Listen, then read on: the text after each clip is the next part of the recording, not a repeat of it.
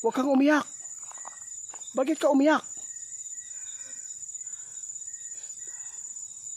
Ako po, umiyak guys. Masakit pa yung nangyari sa inyo? Guys, magandang gabi po sa lahat. Saan man sulok ng mundo, nagbabalik naman si Ghost Hunter Itit at saka si Ramel Dodong dito sa area kung saan po nagpapakita yung White Lady. Before po tayo mag-proceed po sa area dito na i-explore yung palibot para po malaman natin kung nandyan pa ba yung White Lady para matulungan natin kung ano talaga yung nangyayari sa kanya. Before po tayo umpisa, mag-shoot out muna tayo sa lahat po ng mga mekaniko, no? Diyan sa Manggoryo. Mega love shout out po sa inyong lahat. Salamat po sa inyong mga masipag na pagtrabaho at saka mabubuting pakikisama po sa mga nagpaayo diya sa inyo, no? Lalo na po yung amon nyo, napakabuting tao dahil po ay kayo lang talaga yung bigay po ng libre, no? Pagkain doon sa shop ninyo.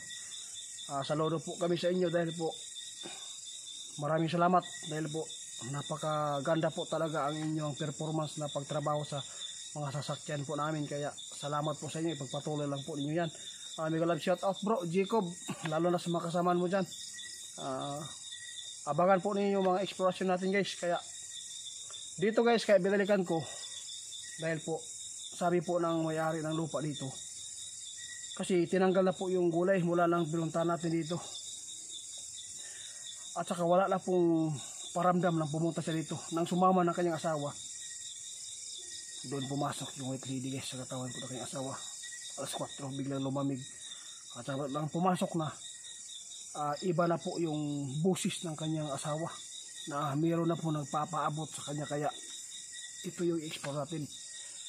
Sana po samahan nyo kami guys, si Dodong, si Ramil. Sana walang mangyayari sa atin dahil po napakalayo yung biyahe namin. Kaya God bless po sa inyong lahat. Ingat po kayo.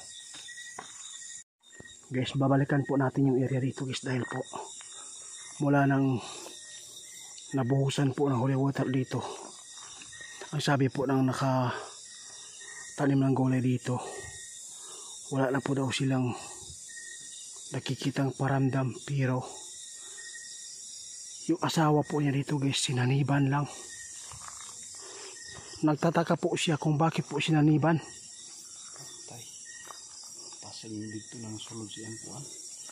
Wala daw sila nakitaan guys na White Lady, pero nagtataka po siya kung bakit po yung asawa niya sinaniban, tapos may ipinapaabot daw na ipakuha daw yung kanyang buto doon sa may ilog dito guys. Doon po daw siya nakalibing ngayon. Kaya subukan ko lang muna dito guys na balikan, kasi hindi po nagbigay ng kuminto yung may-ari dito guys. Dahil po hindi pa naging okay yung kalagayan po ng kanyang asawa, dahil po parang medyo iba yung kinikilos niya.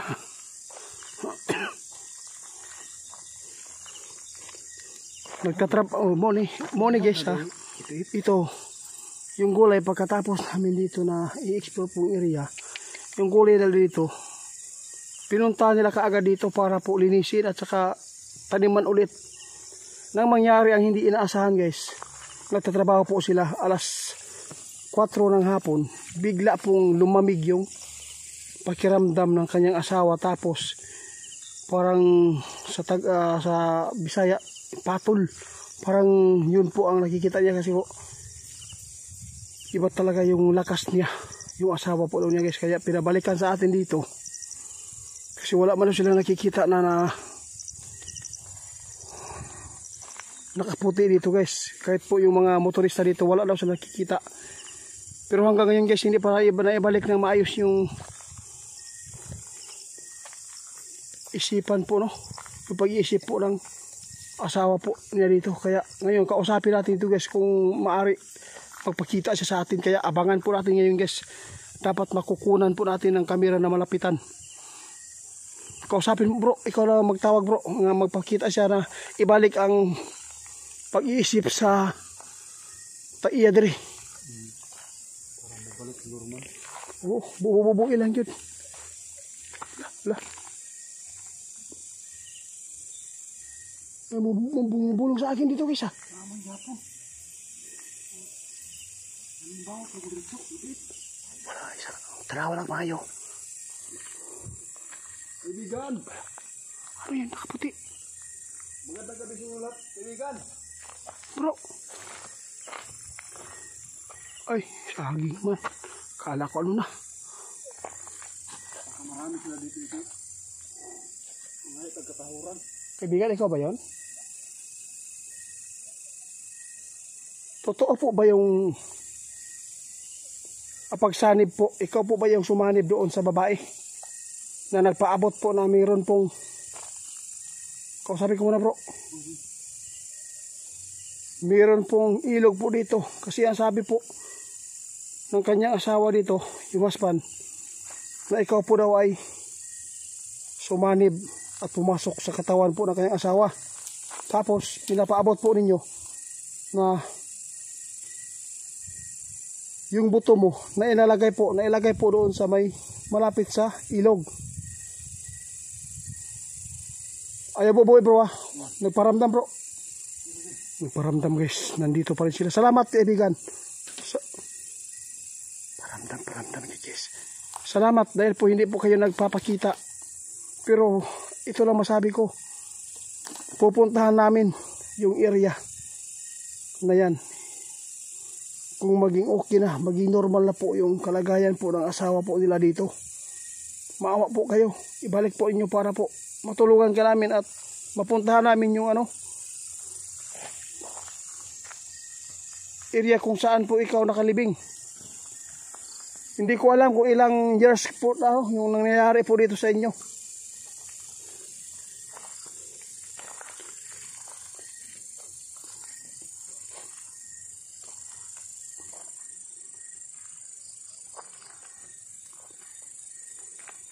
Ay nagbubuhay bro para dili siya makakuan para makapaabot siya sa tuwa. Wala. Para malakas ng hangin.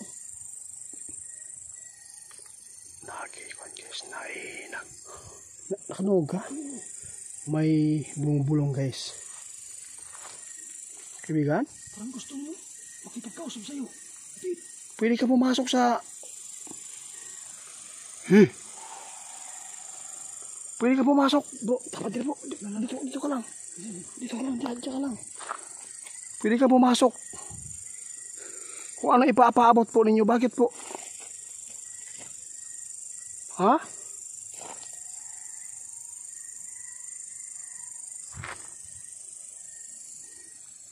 Nandito itita. Nandito siya sa... Alam ko, nandito ka sa tabi namin. Nararamdaman namin dahil po sa lakas po ng hangin na dumadampi sa tagiliran po namin.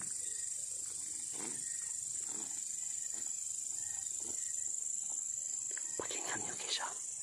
May mabulong-bulong.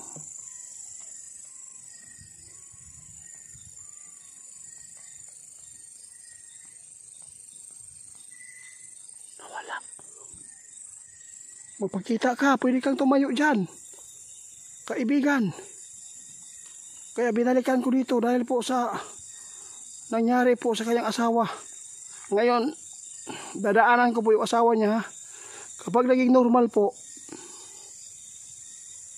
tutulungan ka namin.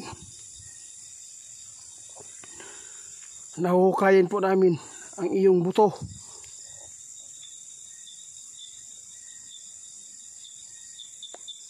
Karabing eksplosyon natin guys.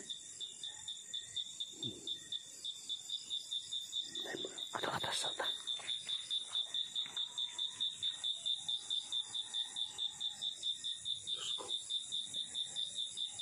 Karabi guys pa. Sana po maririnig po ninyo yung boses na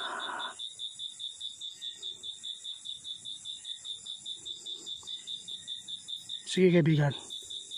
dili mi mubukbo sa inyo ha og kuan. Holy water.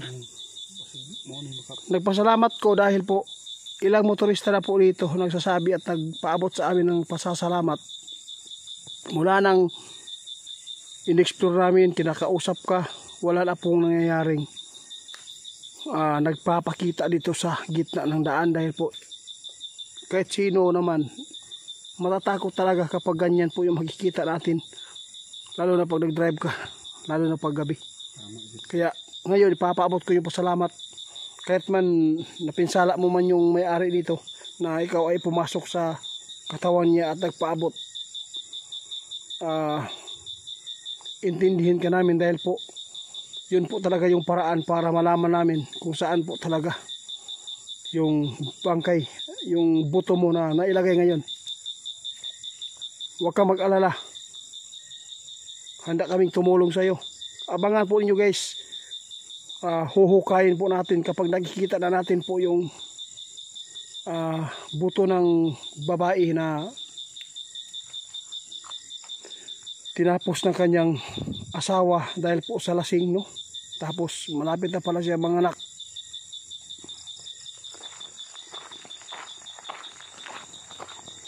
Palayo ng palayo guys, na may nakita ako dito guys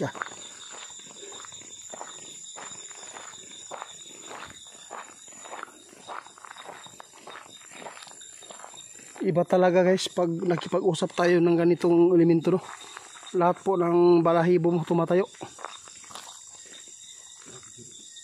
Sumusunod pa rin siya.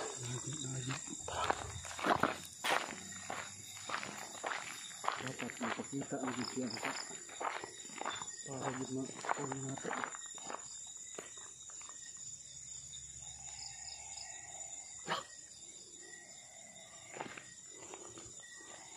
Nandito guys, nandito.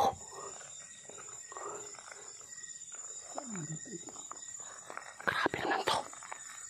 Kabigan, huwag kang matakot, hindi po ako papaulan sa'yo ng holy water. Ipaabot mo. Iparinig mo yung ano mo, yung boses mo. Sige na. Huwag kang mag-alala, tutulong kami para may paayos natin yung buto mo kung saan nakalagay, ha? Mabait naman ni Tita. Ganyan po talaga yung mga Gusto talaga na matulungan. Guys, rinig po natin guys, ha, nakipag-usap dito. Pero iba talaga yung pagkipag-usap nila sa atin, no? Yung sa tao. At saka yung boses nila ay nakakatakot. Kaibigan, bukas kung maging maayos na po yung pinasukan mo, pupunta kami agad kapag kumpleto po yung team ko. Sana po sila Ramil na mabigyan po ng time. Brother Arman, ha? Sige lang kaibigan, ganyan talaga po yan, ha? Oo. Huwag ka lang mag-alala po. Salamat paabot ka po ng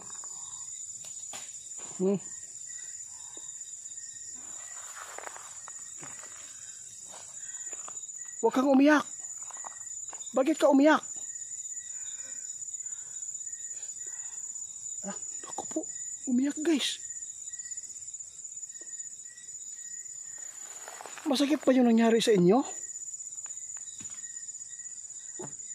Tumakbo pa. Pakinggan nyo guys, umiyak siya guys. Ako po. Baka nandyan lang ito. Puntahan ko. Puntay daw. Wala man bro. Wala man, di ba makitan? Kaibigan.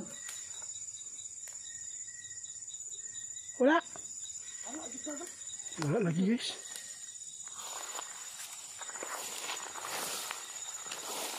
Bro, parang nasa harapan mo bro.